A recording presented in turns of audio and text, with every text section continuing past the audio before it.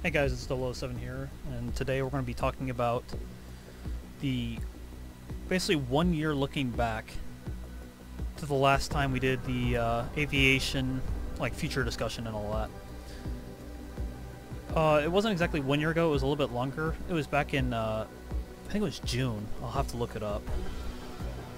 But basically what happened was we had gone and looked at all the things that were basically coming up with discussion-wise, and basically I took the direction and basically inferred, basically what kind of things would be needed in order for, based on the current circumstances in the game at that time, progressing forward to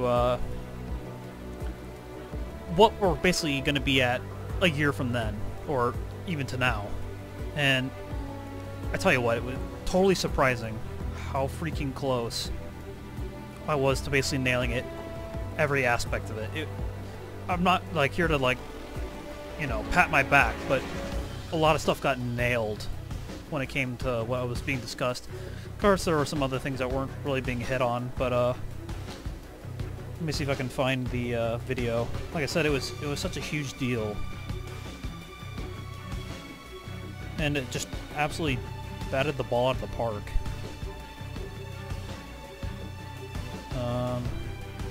There we go.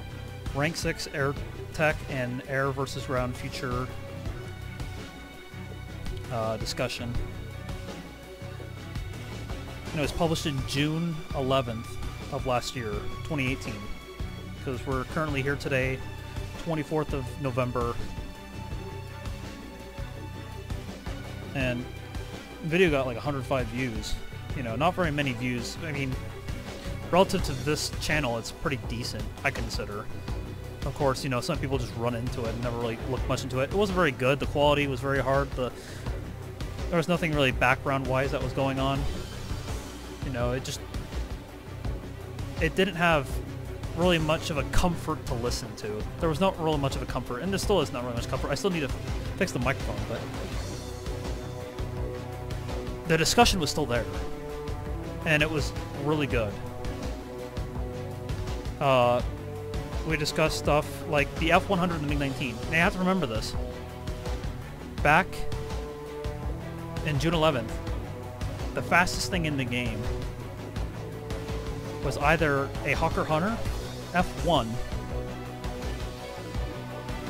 or a MiG-17. Those were the two fastest things on the battlefield. Or I guess the CL-13, Mark V, back when it was that plane, the Mark 1A. Those were the three fastest planes in the game. I mean, think about it. That's crazy leaps. Look how much has been added ever since then. Just absolutely nuts. And, back in the day, it was referred to rank 6 and all that, There were planes like the MiG-17, the CL-13, Mark 5A. That stuff became a part of rank 6, Something I don't think a lot of people expected at the time. I didn't think I could have predicted that. But, like I said, those were the kind of things that came along and all that.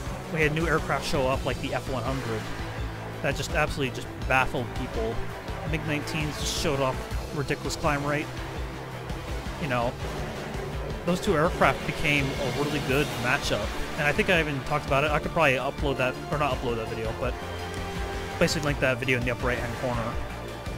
The F-100 versus the MiG-19. Obviously a little bit has changed since that time and all that. They fixed the rudder for the MiG-19, so you have to keep that in perspective. But I mean, people came up in the comment section and talked about the stuff, and they were absolutely right with regards to the combat performance. They talked about the zones of agility versus speed.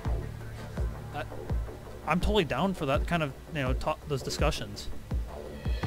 People should know that information and all that. It shouldn't be like trade secrets. People might find it the trade secret to success and all that, but people play this game. It's not like you're at war with people. It's literally just battling and showing off the better performance of the aircraft in well, not duels, but engagements.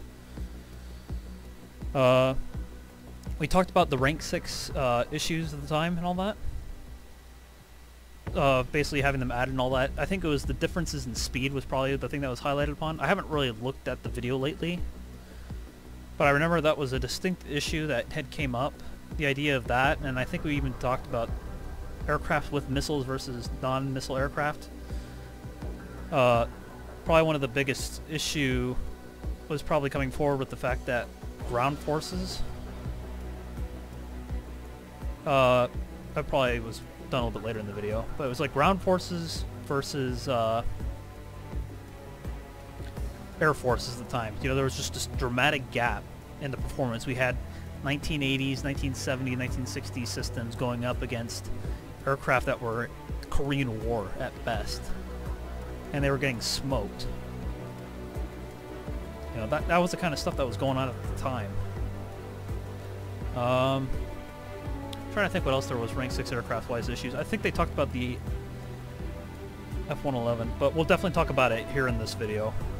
But yeah, just like I said, all around, probably the best parts that I think were hit on. I never discussed air-to-air missiles. They might have been discussed in there, but I don't think they were really hit upon that much as a probability. The idea of the F-100 and the MiG-19 being added in that video was more discussed of a non-air-to-air missile kind of orientation. Because you have to remember, there was nothing missile-wise in the game except ATGMs and free-fire rockets. You know, nothing that was guided. No, self-guiding, I should say. I think the scariest thing that was in the game at the time, I think was at the time, it might have been a little bit afterwards, I'm pretty sure it was the bullpups, which was the thing that probably had the most air-to-air capability until they nerfed the ability to how to view the missiles and how they flew. But like I said, there was nothing with air-to-air missiles really kept in mind. It was mostly the performance of the aircraft, their airframes and their cannons, that was going to be the big standout.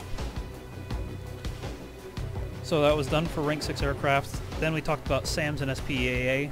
The fact that, like I said, the gap was just there. You know, the idea of SAMs didn't really exist, and they weren't really pushed until later on with helicopters, which we'll talk about that in a bit. But SPEAA at the time was just vicious because it had a different lock-on system. It literally just locked onto the aircraft as a whole. You know, as long as the aircraft was in proximity for radar lock, radar locked it up. You know, it just literally became player hit the lead indicator and take the plane down, and they were vicious. Now, I don't think AAA has been in a more weak position since that time. They probably haven't been this vulnerable since before radar was introduced to the game, as a quote-unquote radar. I mean, right now, supposedly they've claimed that trees are interrupting radar now, which is good. Surface disruption, so basically radar looking at the ground with an aircraft, you know, along the horizon, you know, very close to the ground, is confusing the radar. That's perfect. Radar still has a good lead indicator and all that. If you're a high altitude aircraft, or, you know, flying in a straight line, you're going to get shot down, you know. And there's some good operators that'll hit you even without the radar lock. Some people probably even prefer it. It just gives you a rough indication of where you need to lead. I think radar guided AAA is at its best point right now. I'm going to say radar guided AAA with that regard. The radar SAMs, you know, well, I say not radar guided SAMs, they're more like radar locked SAM, you know, free fire guided, you know, by hand or mouse guided. That's a little bit of a different story. Obviously, you can still defeat them with regards to staying low and confusing the radar, but it's still in a point where people can guide the missile without radar, which is kind of annoying, but the radar is being used as a tool of acquisition, not so much as a guidance. Obviously we had vehicles like the Mistral show up, which is probably the fully first functional fire and forget SAM system in the game, where you just fire a missile and just, you know, do your own thing after that. Obviously that's been a big step and all that. Helicopters got their own air-to-air weapons as well. With regards to stuff like the Viper, the Mi-35, Mi-24s, the Mi-28, you know, stuff like that has definitely gained, you know, a gained capability. That's what we want to look for. So, yeah. probably the biggest pressing thing right now with regards to SPA and radar guided AAA is probably the SAM systems and all that, and their functionality versus, I want to say aircraft as much right now, is more like helicopters. The idea that helicopters can't really decoy the missiles with flares. Flares has been like probably a huge thing to talk about. I don't think we might have covered flares. It was definitely a system of countermeasures and all that. I think I mostly talked about the sensors that they had, where there was radar disruptors that would confuse radar guidance, which I think that would be cool to see in the game. I think there's still the potential to see that maybe on the F-105 if they look into adding it. F-105 would be a good platform to demonstrate the anti-radar, disruptor, jammer. That would be a good thing to see. Obviously, we've seen stuff that the capability of the helicopters get, like the IRCM. I don't know if this helicopter... No, it doesn't get it. I know the... I think the AH-1F gets it. Yeah, IRCM, so infrared countermeasure. So basically, a sensor that reduces the infrared, signature of the helicopter. Stuff like that. And stuff like that's been doing really good. Flares, stuff like that for the infrared guidance systems.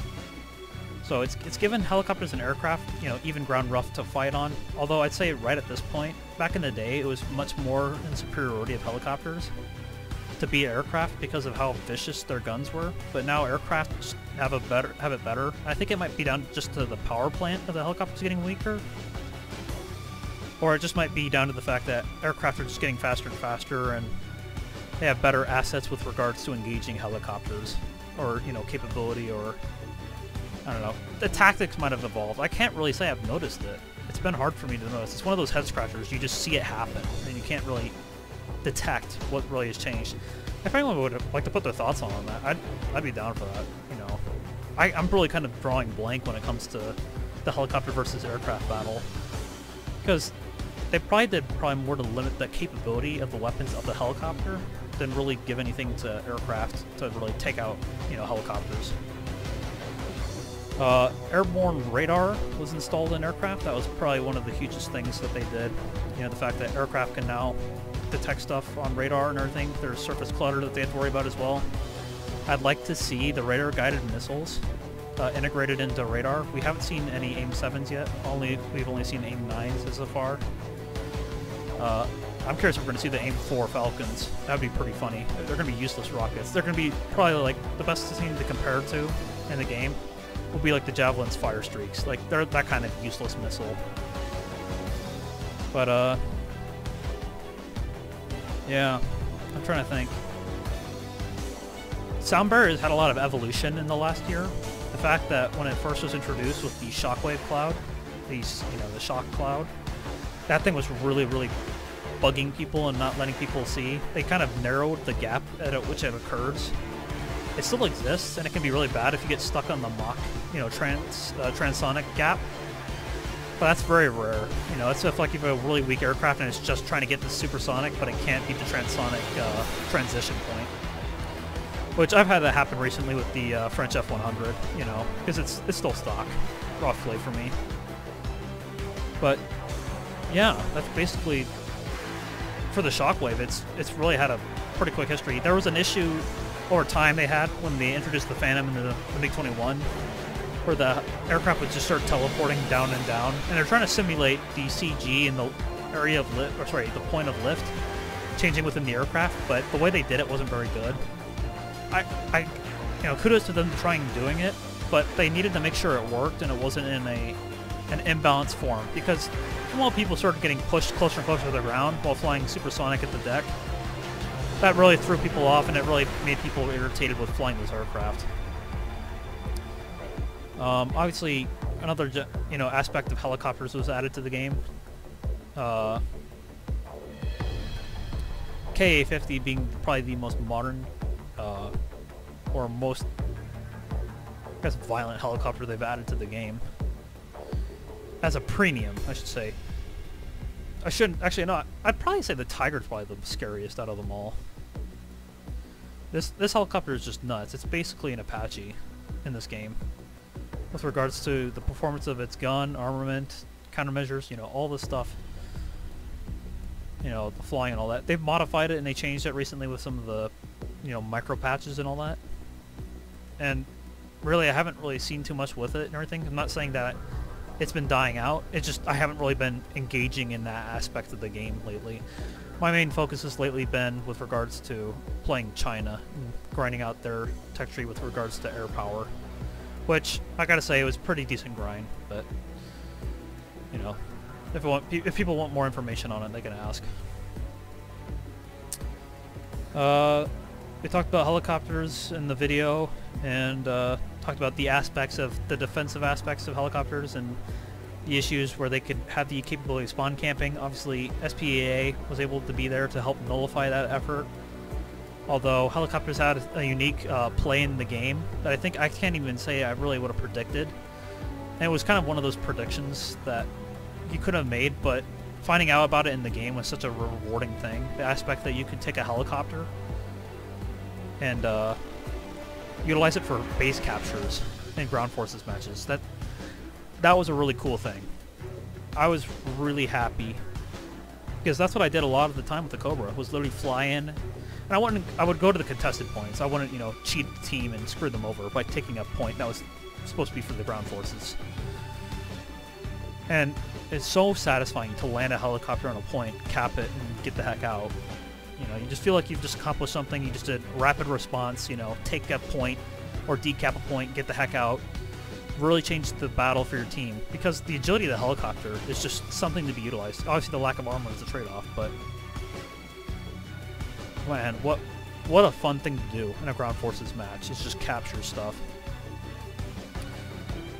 Obviously helicopters had a lot changed for them by themselves. The helicopters used to have their own realistic battle. That was did away with. They even did away with Helicopter Arcade, I'm pretty sure. It's purely enduring confrontation for helicopters now. And it's Air Arcade, sorry, it's Helicopter Arcade enduring confrontation. And I can't really say I like it that much. Arcade is a pretty annoying thing feature-wise to deal with. Yeah, you get the unique capabilities of the aircraft and all that, and it's primarily focused around helicopters, so you don't have to deal with the ground forces slash, you know, air fixed-wing aircraft, you know, battling it out with you. So that's nice in itself, but yeah. Not much I can really say for that for helicopters. I hope that they get more development. I hate the fact that I think European Canadian's been nailing it out of the park lately with a lot of his statements. I don't really agree with the idea that helicopters should be acquirable as a top-tier thing for payments, like of actual money, for in the game. It's just, I think it's stupid. You're basically buying your way to the top, and I don't think that's fair. You know, it should be something that you invest and grind in. And yeah, the grind's hard, but guess what? That's the rewards you get from it. Obviously, helicopters don't really transition too much. I mean, that really looks fat from this side. But helicopters are their own reward and all that. Like, grinding through and all that, that's a unique aspect. And like I said, it's just, they don't really change too radically and all that, but you do gain the capability, like with the Mi-24 Victor. You know, getting air-to-air missiles on the thing, you know, sends it to a different level of capability. I think that's all there's really to say about helicopters. And then I think I talked about the community and all that, about War Thunder. And that was a good discussion. I know I hit on Orange Doom and all that, and that was weird down to the fact that I just... The way he viewed the game is, you know, a way I don't really agree with. And that's the reality of life. Is you're gonna find people, and it doesn't mean I hate them. You know, it's just, his perspective I just disagree with. And there's plenty of other people I disagree with. As a Orange fan, the conclusions and the statements he's made with regards to aircraft, you know, in ground forces matches is kind of irritating. Because it's kind of a thing where, like, if we were to compare it to Call of Duty, the idea of a kill streak, you know, should a player get a kill streak, you know, award, you know, with regards to giving a capability to the player? Because the kill streak is seen as an aspect of extending that team or that player's ability to win the match. you know, some of those kill streaks can provide good assets that would basically turn the battle in their favor, which is totally fair. And the reality with regards to ground forces matches is helicopters and aircraft provide you the capability of delivering ordnance at high speed or at a higher altitude with greater aspect of reconnaissance and visibility. Obviously there's increased vulnerability in some aspects with regards to AAA, but that's the balancing reality of it. That's the way it is, you know, and that's acceptable. But the idea of having something like that, you know, delivering ordnance to the field, rapid response capability, shouldn't be overlooked. And it's an asset that players should have the utilization of. A purely ground forces match is, frankly, I don't find very entertaining. You don't fear the enemy, and you feel like you can't depend on your team. Air support is a great opportunity, and it has its, you know, countermeasures. Like I said, you know, helicopters are vulnerable with their armor. Aircraft can't take really any objectives. You know, I shouldn't say that, you know. I've seen people, and I've done it purely myself, where I've landed aircraft to capture points, but largely the ground objectives are more based around the ground vehicles. You can guarantee a ground vehicle can get to a point because it has roughly the mobility to achieve that, you know, objective. You can't guarantee a fixed-wing aircraft is going to land and get a point all the time. That's memeing, or try hard, you know, performing at a professional level. You know, there's no guarantee of that. Those are the balances within those aspects of those vehicles and those orientations of forces within a ground forces match. If people want just tank battles, go play World of Tanks. I'm not going to say it again. It just, if you want to play just ground forces matches, go play World of Tanks. You will never encounter an aircraft in those games that will try and kill you. At least in the current state of the game. I personally think ground forces matches should maintain their air aspect. And like I said, I don't want to dwell off into this, but those are the comments that I see in people with regards to the content creating community that I just disagree with. I accept that they can make an opinion. I have no problem with them making an opinion, but I will disagree with them. I think it was interesting with regards to when I was working during the summer, I had heard that Ash was basically going to quit roughly the War Thunder aspect of his content creation due to the fact and the direction of the game. And to a larger degree, I think I could agree with a lot of the things he said, but I don't think I could really push myself to say that's quite the right attitude to it. Sure, there's, you know, times to need, you know, answers and all that. I think the community should continuously put out their opinions and perspectives. I've gained so much from hearing other people's perspectives and opinions that I can form my own based on what I see and what I hear from them. Obviously, what I see for myself, I'll, you know, draw my conclusions and all that. You know, I'll be frank with you and say that I don't think there's a single... Well, I wouldn't say that. I think BR 6.0 and up can be one-sided for a nation. Like 9.0 and down, America will dominate. 6.7 is where Germany can really just show the horses. 10.3 is kind of a toss-up at this point. I'd probably say it's really in anyone's favor. Really, Russian vehicles can perform really well. The Americans are really good and consistent. And German and Italian vehicles are really tough. There are still vehicles that and nations that get overlooked. I wouldn't say really much vehicles, but more like nations get overlooked. But yeah, that's basically the current, you know, status of affairs within the game. I think to the best detail and all that. So let's talk about the future of this next coming year. Obviously, Sweden was announced. Kind of, I don't say accidentally, but it kind of feels like they were just kind of slipped through the crack in the door. So I guess Sweden right now is going to be, they're the next nation to the game, and I think it's probably going to be the last great nation you'll ever see added to the game. No offense to any other nations that aren't in the game, but Sweden's probably the last original nation you'll see. Every other nation pretty much buys its aircraft from either the US, Russia, France, or Britain, or, you know, some other subsidiary of another nation, you know. They're probably just as original as I'd probably say.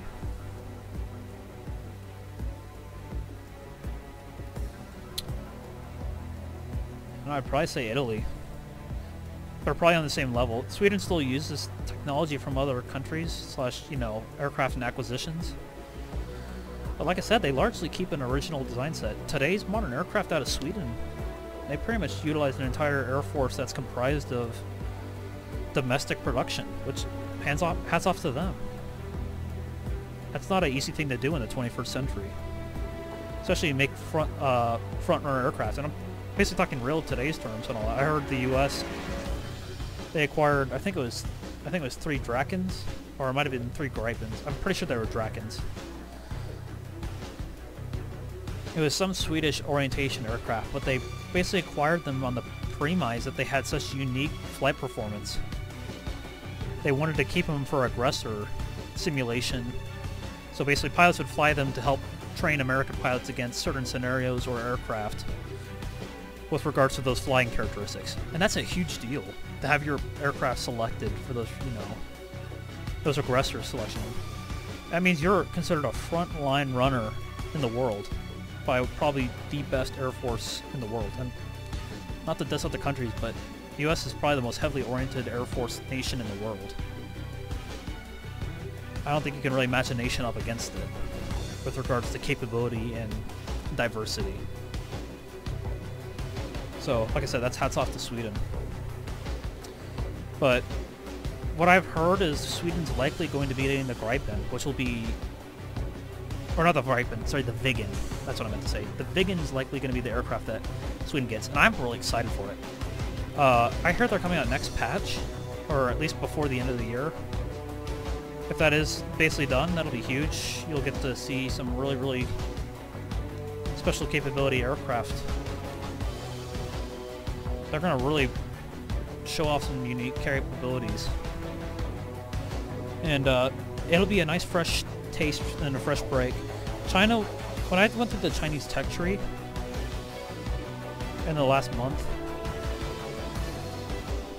I always said when I was going down, hey, I know that's a good aircraft. The entire way down. The only time I probably never had the chance to say that was probably in rank 1 and 2. And I'm saying the early part rank 1, or rank 2. Like the P-66, I can't really say I've ever experienced. But aircraft like the CW-21, you know, there's some familiarities to it, but never really got the chance to really, you know, define that aircraft as being similar to another. Maybe a P-39 clone, but that was probably the only unique aircraft in the entire trade. No offense to China, but that's what they did. It was really a lot of the same old. I've flown the MiG-21. You know, I've experienced all these aircraft before. And to say I know what that aircraft does kind of takes away from it. You know, it takes away that new car experience, that new plane experience. That's something you can get in ground forces a lot, you know, with regards to tanks. You know, this is new armor, this is new speed, this is new firepower. But in aircraft, it's a lot of the copy pasta. Although I will say the J7 is a better plane than the MiG-21. At least the current iterations of both. But yeah. Like I said, Sweden will be a nice fresh breath. It'll be a new aircraft nation. I say it's probably just as fresh as Italy, definitely. Like I said, there's a lot of comparisons between the two. They use some aspect of foreign, you know, integration into their Air Force, you know, history, but largely it's domestic, and that's going to be nice. I would like to talk about the current state of the nations with regards to France, Italy, I wouldn't say really Britain, but Germany. I'd say these nations currently right now are probably in the biggest need of updated capability and a new front-runner aircraft for them. Obviously, Britain for a while was kind of on that list, but the acquisition of the FGR-2 and its current state right now is kind of bugged. You know, like I said, this is the 28th of November, or sorry, the 24th of November, sorry. Not to throw you guys off. 24th of November 2019. You know, the AIM-9Ds kind of got a little of a bug compared to the AIM-9Es in the game. Hopefully that's fixed, or some clarifications are made with regards to that missile system. But yeah, really the FGR-2, I think in my opinion, is going to be the better plane that Britain could have got with regards to the one that people have been pushing for a long time. People have been screaming for the back Lightning probably as early as when they were first showing off the I think the user-made mission or user-made model for it. And the user-made model proved that the concept was viable. Obviously it had limited physics and structural integrity due to the fact that at the time supersonic flight was not really a thing in the game. But you know, that obviously got established with the F-100 MiG-19. That became a blast from the past. No. But like I said, I think the FGR-2 is probably the better plane that Britain could have got with regards to the back Lightning. It just has way more ground attack capability. It has the climb rate that really puts it apart from its oppositionary, you know, opponents with regards to planes and nations. It's a really good plane. It's unique in its performance, but it's common in its characteristical looks and weapons variety, which is good. I think it's good. I like it a lot. I enjoyed the plane very much. Yeah. So that's the big thing I'd like to say overall is France, I'd like to see them get the Mirage 3. Italy and Germany, I'd like to see them get F-104s. I'd like to see the F-104 added to this game. It's going to be a major chapter in the nations for this game. Because you have to understand, US, Germany, Japan, China, Italy. I don't know about Sweden. I know France, Sweden, and Russia really didn't use the F-104. I'm still waiting on the F-8 Crusader. I will say I'm really happy to hear about the aspect of the aircraft carrier being looked into and updated. That's a thing that needed to happen as a priority. You know, we couldn't have it where people were being frustrated with the fact that they had to land aircraft like the F-4 Phantom. You know, this big, absolute monster of a plane on World War II flight decks. Landing it safely without any damage to the aircraft is a massive challenge. And I'm glad that they're pushing forward with trying to modernize the carriers and open that window for the next generation. I'm planning on doing a video dedicated to talking about it, and it's going to hire, you know, like I said, with the audio going on right now, it's going to hire the basically, or not hire, it's going to look at the Ace Combat example and apply it to what would be beneficial for the War Thunder-esque style, and how the two would basically merge together in the idea of carriers providing the ability to launch and all that. Obviously, Ace Combat doesn't really push your aircraft into trouble with regards to whether you choose a naval aircraft or not.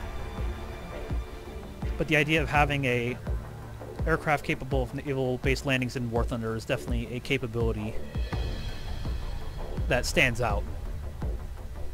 It's definitely a dimension in itself. So I'm glad to hear that they're doing that, and I can't wait to see it.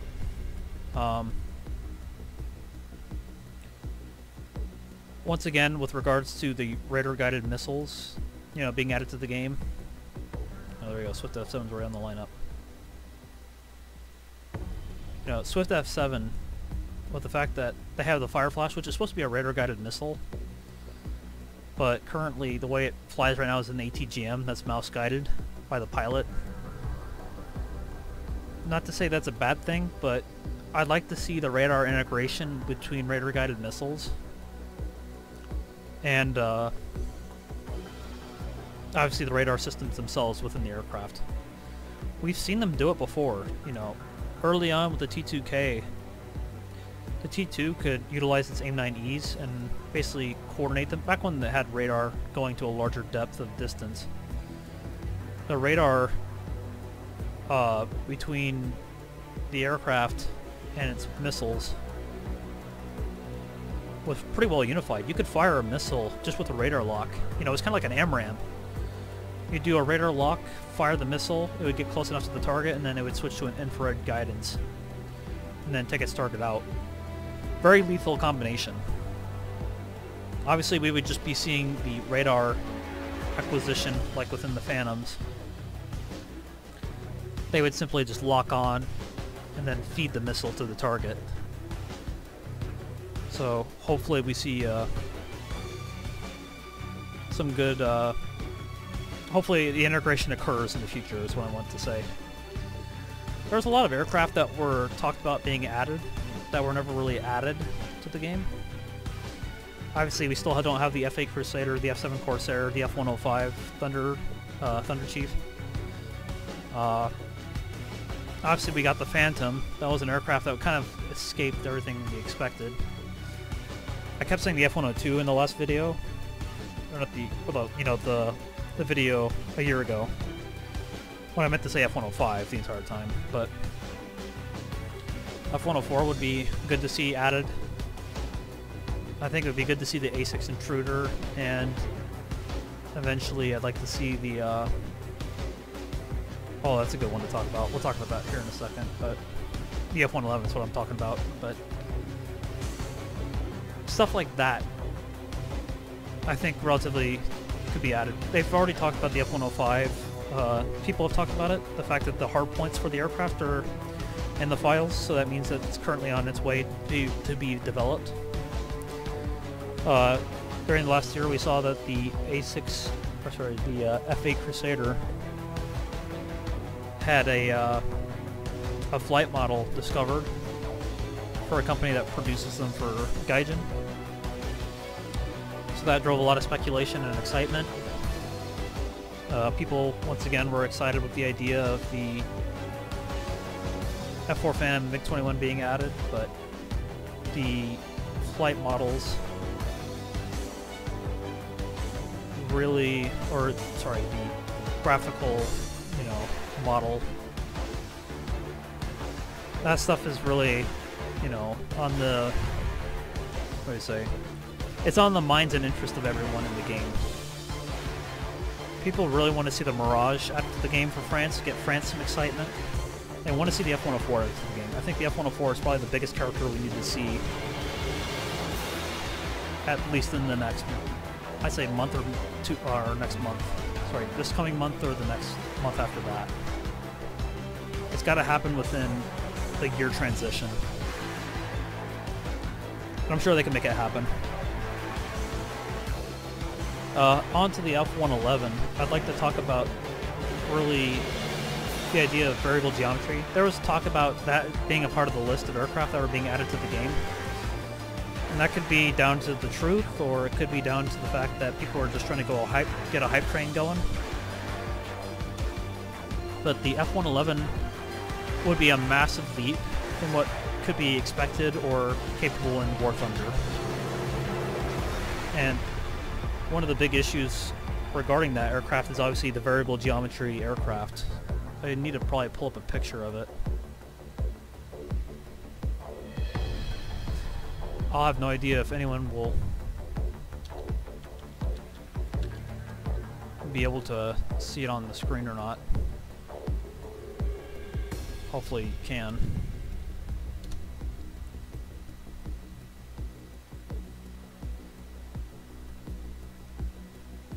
Hopefully there's a good image that shows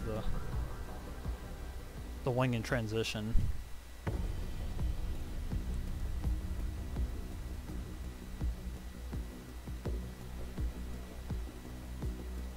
But the F-111 is a major leap in the concept for the game. And they don't really have any good pictures showing it off. There's one famous image of it sitting on the airstrip, moving through its full sweep. It could do 17 degrees of sweep, which is basically nearly like straight wing fighter, you know, looking in. And then it basically would sweep back to, I believe, 60 degrees or something like that. I don't know. But it's stuff like that. The idea that it can sweep it back to a tuck position or to an expanded position like this. You know, stuff like that.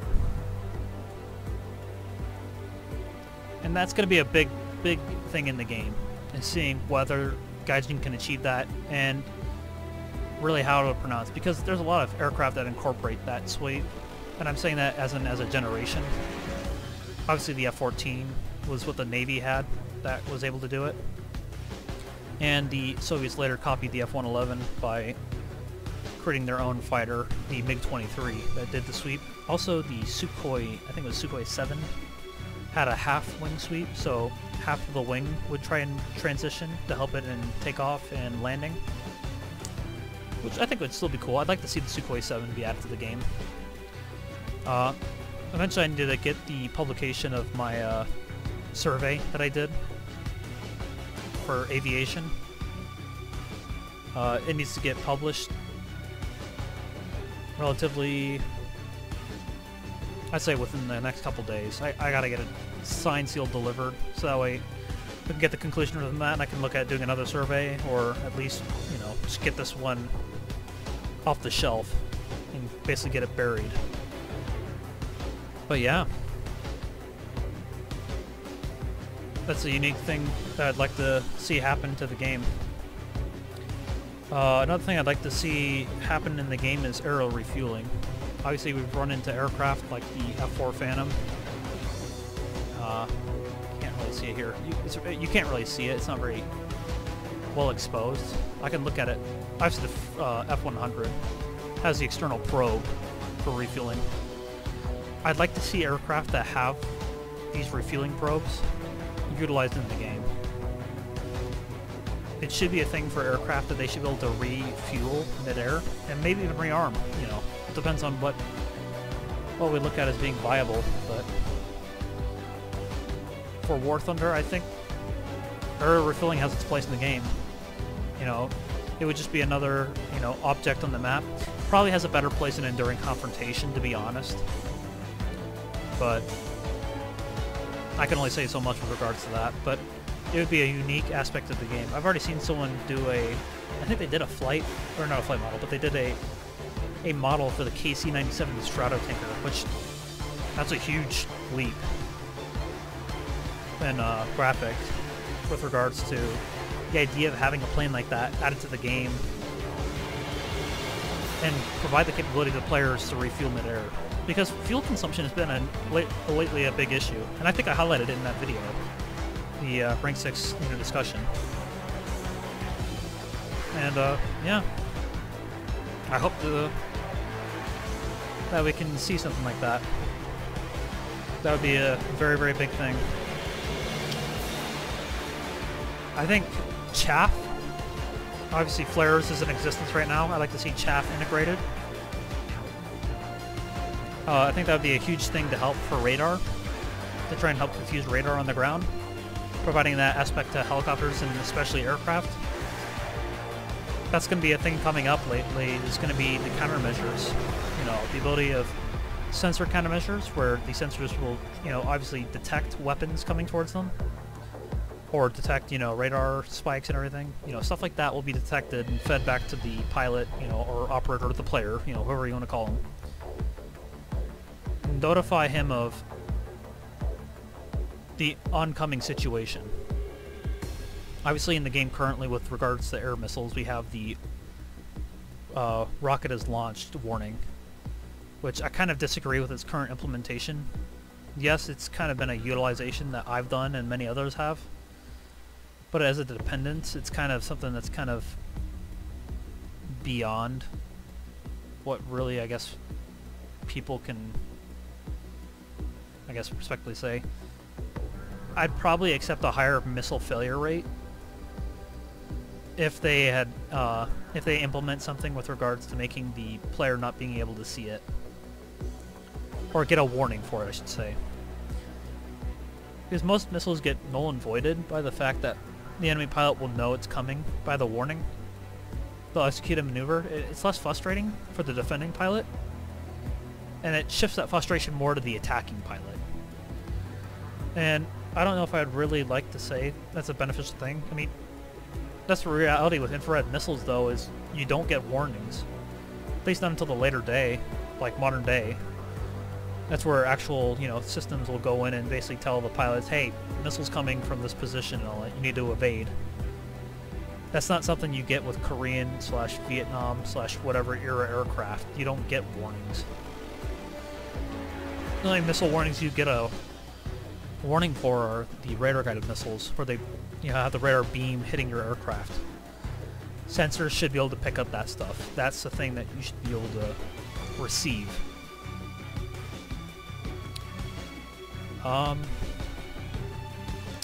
Beyond that, there's not really much I can say with regards to countermeasures. Like I said, the radar unit, the jammer unit that was used by F-105s in bombing missions, I'd like to see that added.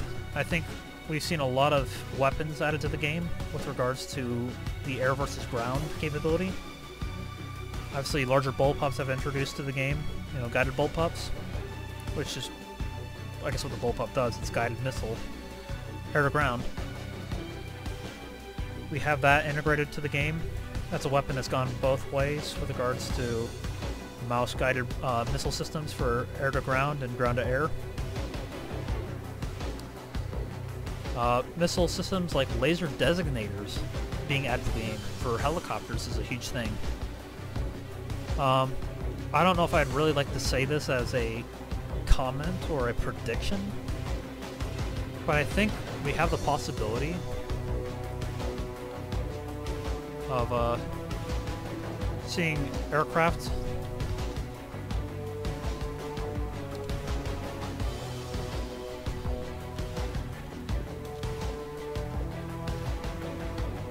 not that one. I think we can start seeing aircraft like this, the Reaper and Predator series aircraft, added to the game. Because if you think about it, if we honestly take a thought, you know, or a moment to think about this, you know, it's a radical suggestion. But technically, everything we need for this vehicle is here. Obviously, these are bombs. We need the Predator with weapons. That's Reaper. That's Reaper. That's Predator unarmed. There we go. That's Predator armed with Hellfire missiles, which we have in the game. Obviously, another thing that's to be stated is the gimbal. Literally, the aspects of those systems. We have a gimbal in the game. Gimbals are a thing in the game. Hellfire missiles are a thing in the game. Obviously, we have the ability for aircraft to exist in a fixed-wing iteration. That's another precedent within the game. Obviously, any fixed-wing aircraft, we just use the Skyrider for example.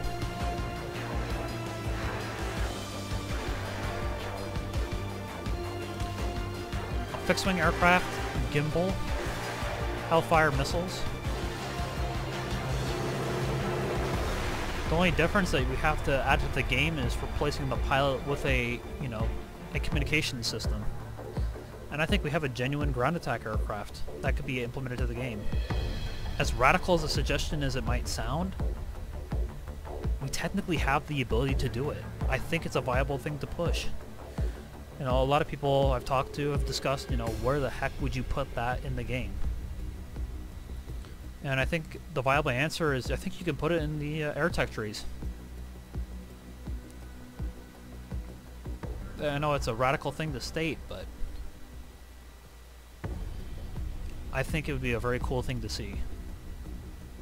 They wouldn't be anything radical, you know, they wouldn't be, you know, avoiding G tolerance and all that stuff, because obviously where the G tolerance of a pilot is lacking in these aircraft, the G tolerance of the airframe very much is striking. So, like I said, this right here, this could be a reality in the game. Shooting out the avionics is not going to be hard. You know, you're basically shooting out the radar dish or any, you know, electrical integration systems. The only thing you just change is the bomb sight turns into a gimbal. You know, what you press F7, that becomes a gimbal, and you just hit laser designator, guide the bastard onto the target. Literally that easy. I think it's a viable thing. I'd like to see someone in the game pursue that. I think it would be a very unique concept to see. I don't care if they cheese and they could stick the person in where the radar dish is just to cheese it. I think it would be a very cool, fascinating thing to see in the game. This really has the potential to change what we can expect in a game and the capabilities for our ground forces match. It's not like this thing's going around with, you know, loaded to the teeth with ordnance. You know, this stuff is designed for endurance missions. You know, this stuff will fly for 36 hours. I'm sure you could probably even make that a fuel load for the aircraft. But I mean, these things carry laser-guided bombs, laser-guided, you know, Hellfires. The sky is the limit with these aircraft. We don't have the limitations to make this stuff anymore. It's literally just retrace and reprogram what can be identified as a limit in the game. I really think this would be the coolest thing added to the game with regards to aircraft. Like I said, my standards still stick with the F-104 being added. But, like I said, there's still a lot of things that need to be done. I can tell, you know, I made a commented video. Was it Rank 7 Announced was the name of the thing? I'll link it in the upper right hand corner. And in that video, I ripped on Gaijin. I didn't pull any punches in that. Absolutely just threw everything I had him in the kitchen sink. Because I thought the direction they were pursuing in War Thunder was wrong.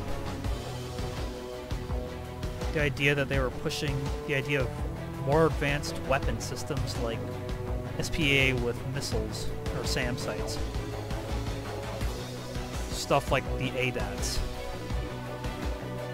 Stuff like the Tunguska. Such equipment I just feel like didn't belong in the game. Especially for the radar capabilities of the time period. Obviously over time their capabilities have diminished with the acquisition, detection, and integration that's been in the game.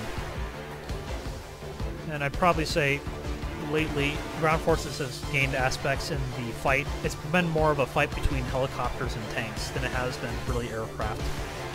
Aircraft are still vulnerable to the SAMs, but aircraft can operate fast enough where they can actually outrun the systems sometimes and the operator. And that's the way it should be. You know, pilots flying at a low altitude, high speed should be throwing off the systems. And that's what's happening. I'm glad that's what's happening. That's the balance that needs to occur in the game. You need to make the pilot's job harder, not impossible. Make the radar, make the AAA gunners, you know, job harder, not impossible. And they've done that really well. Kudos to Gaijin. You know, it's very hard for me to give applause to people, but or especially companies, but they did a really good job. If I had any comments for the company currently, is I would like to see the effort and a little bit more, I don't say transparency. That's just a lot of things that's really been coming up vocabularily these days. But getting the know-how, you know, it's kind of, I know that they try and push away from insider, you know, secret kind of stuff, you know, insider trading, but and they want to keep people enticed and on their edge of their seats, and that's the normal thing of a company, you know. It's like Tesla, you know, when they unveiled the truck, you know, that's the thing that kept on people on the edge of their seats. You know, whether that impresses or disappoints people, that's totally dependent on the crowd. But I purely think that lately Gaijin's been doing a pretty decent job. There's a lot of aspects that have been failing in the game, like with regards to some balances.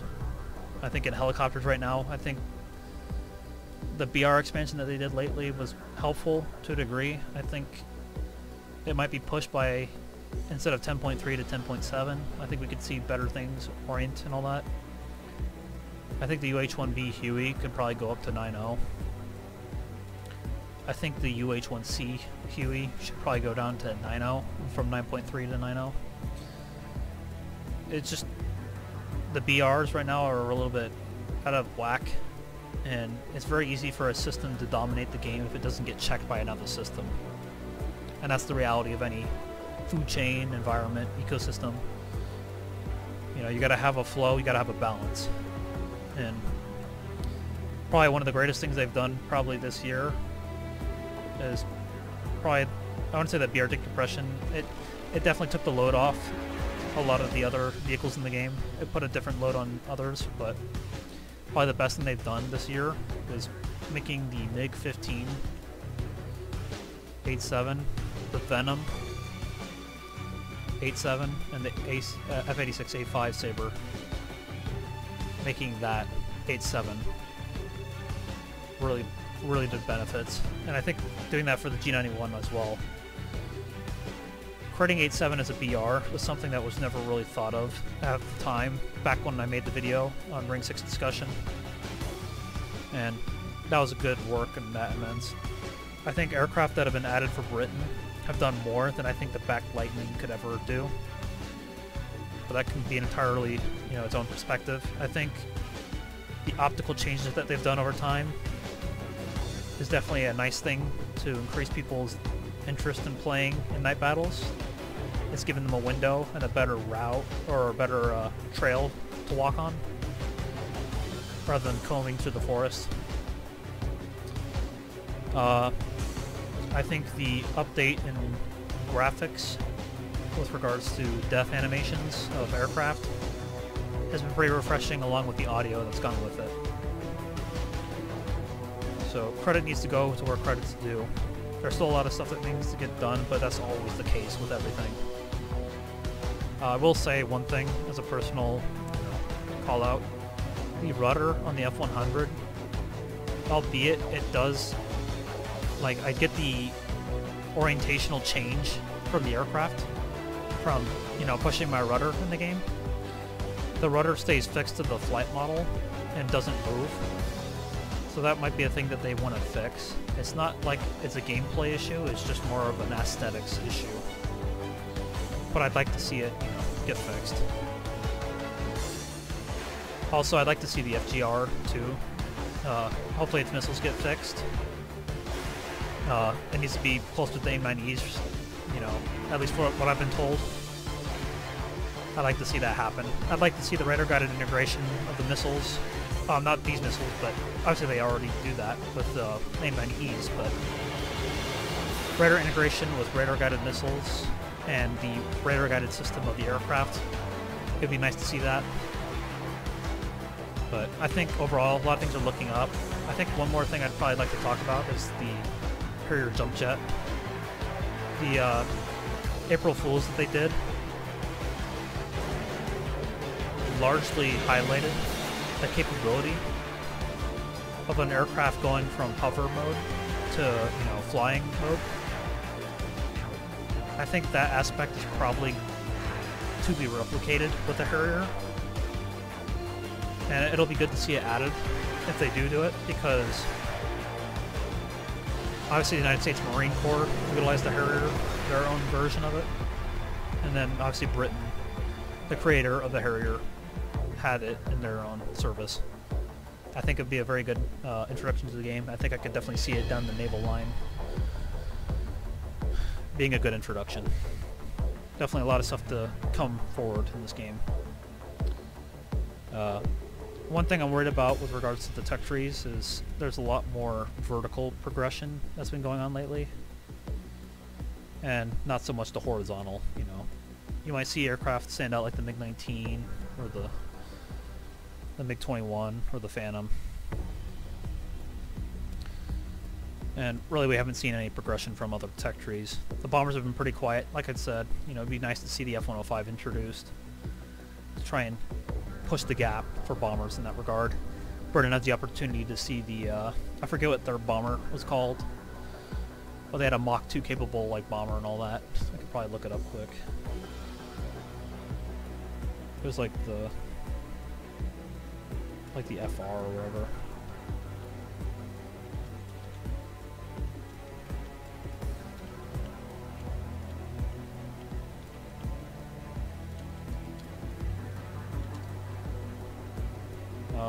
It's this, the TSR, that's right, it was the TSR. Definitely, we could probably see this aircraft introduced to the game. I think it would be very good to see, although it was never really a frontline aspect in the British service, it definitely, I think it has its place with regards to, what do you would say? It'd be a homegrown aspect for Britain and its own unique vehicle. And I think that would be good. I think it's healthy. I mean, it flew. I don't know about any ordnance testing they did with it, but certainly it had its thing. And obviously we have the Tornadoes. A lot of stuff for the European development came on a lot later, primarily in the later Cold War to the early post-Cold War. You see Britain, France, Italy, I guess even Sweden, but Germany, Britain, Italy, France. Those nations primarily worked on collaborations like the Eurofighter Typhoon, Tornado, or the Avro Tornado, or I forget who made Tornado, but obviously Tornado would be made. I think it would be good to see that kind of stuff. I'd like to see the Jaguar added to the game. I think that would be a good stopgap for France and Britain. No. Britain would be really strong if they did that. It would be good if they added, I think, under the, I mean, it would be a little bit off-putting. They might put it along this line, or they might put it along the, I think it has potential to go behind the Swifts, based on the ground attack capabilities, but who knows? Actually, it might even go better after the Canberras. But like I said, there's a discussion to be had, and I'm down for it. The future is very promising with this game. Just the best thing with regards to like the one thing the company did, Gaijin did, when they did a Q&A, a live Q&A, which I really like it when people do that. I wish people had asked better questions. It was a very bad time for me when they did that Q&A. I didn't even know what was going on until I woke up that day, and it was going on right in the middle of it, and there was no way I could feed a question into there, but some of the questions people asked were just totally stupid, you know, like with regards to ping and all that occurring on their thing. You know, that's entirely down to your network, and I guess it is pertinent to where you are in the world, but what Gaiden can do and what you can do sometimes be two different things. So, like I said, I'd like to know the next time they do that, and I'd definitely be ready to prep some questions in there. I think asking about UAVs, F-104, countermeasures / you know, weapons or signature reduction elements to aircraft and helicopters would be really neat to see. I think it has a feral discussion in the game. But that's basically all I can talk about really as of now. So much has been added in the last year. It's basically what I want to highlight with this video. And we're still moving forward. Hopefully we move outward, and hopefully we continue to see great development and discussion and the development of aircraft in the game.